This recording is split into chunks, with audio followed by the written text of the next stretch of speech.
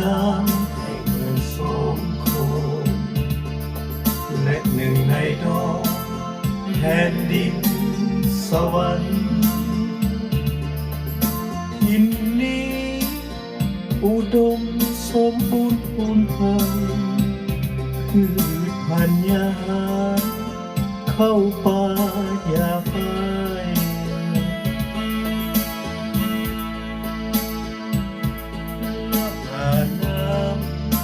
น้ำนองเปลี่ยนอยู่ทุกกาลสมคำกล่าวขาน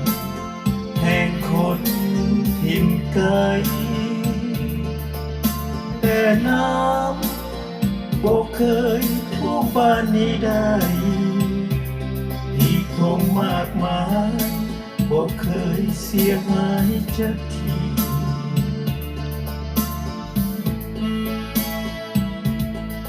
และหาน้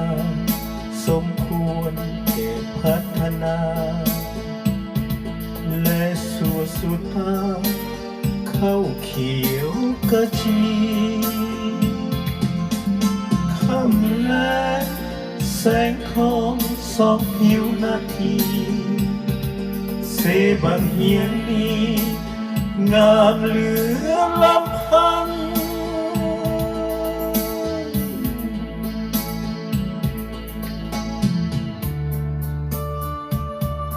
และหาน้ำเจ้างามดังคำลือสาวพัทสิมาอารามเสือสันได้มาอุราคาสุดตื่นตันอยากปักหลักมันกับ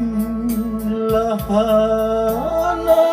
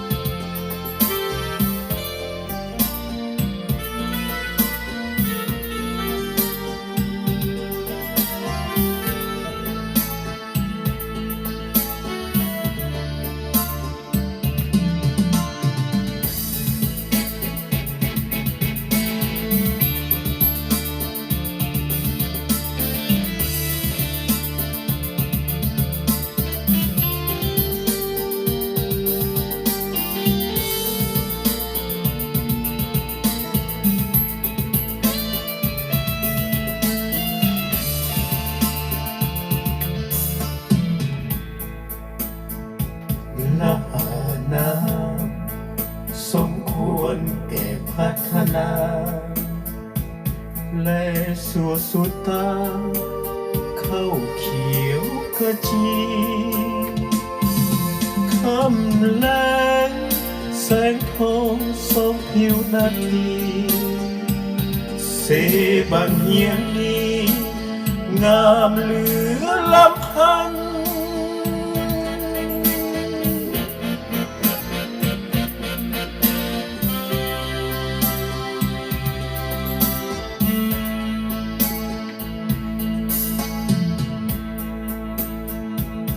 และหาน้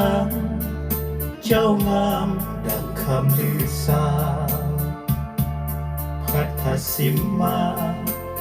อารามเสดสันได้มา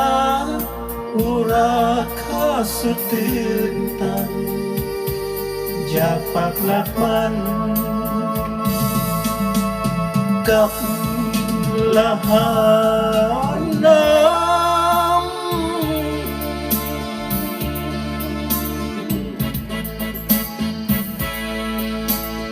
กับละหาน้ำ